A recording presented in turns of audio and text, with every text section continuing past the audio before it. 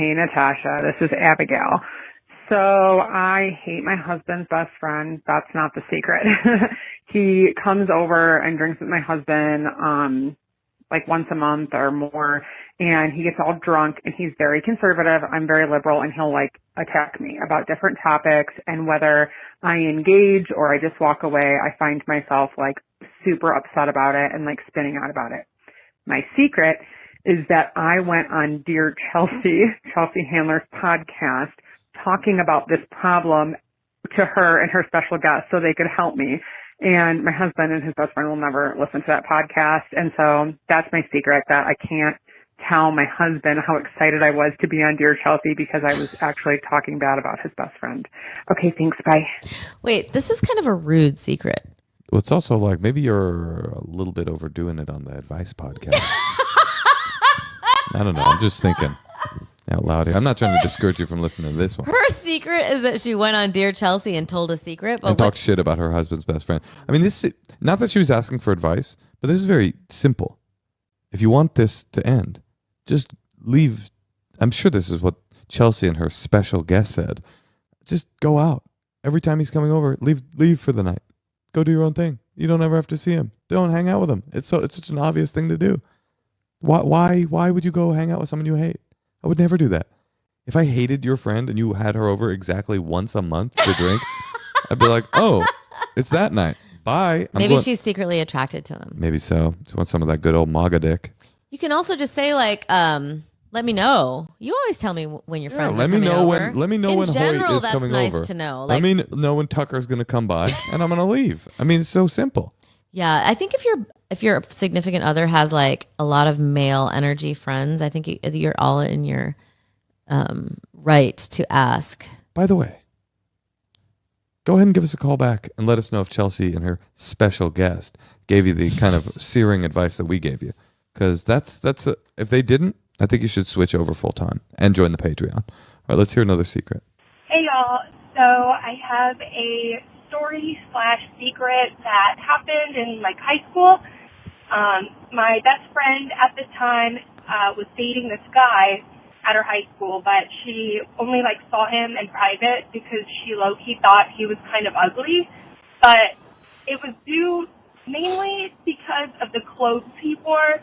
He wore a lot of like graphic tees. So if you remember, like early 2000s graphic tees were all the thing, but he just had some ones that were kind of outdated and just really cringe.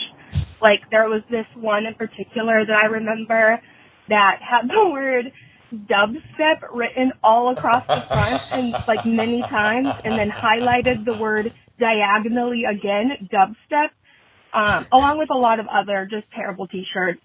Anyway, one day we broke into his house when we knew he wasn't home, and we raided his drawers, and we found that shirt along with all the other ones that we didn't like, and we took them and we burned them, and he never mentioned it, and we kind of just did him a favor, I think.